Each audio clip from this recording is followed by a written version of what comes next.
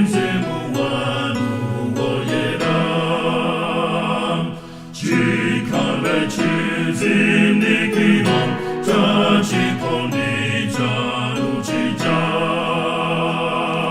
batizeni batizeni batizeni batizeni mzimu wanu woyera Wani mazi, wabatize soni mwazi Uwayeretsa mitima, ni mwazi wanu omwewo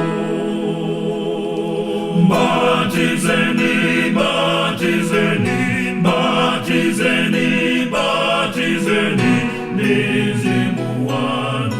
woyera kumtsinje wamazi wanu ye Yesu tiyeletwe tonsefe ni mwazi wanu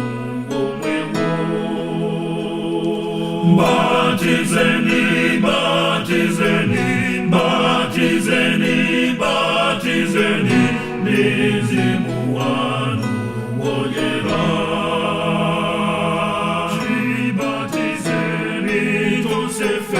Mzimu wanu woyera chikale chizindikiro cha chikondi chanu chija batizeni batizeni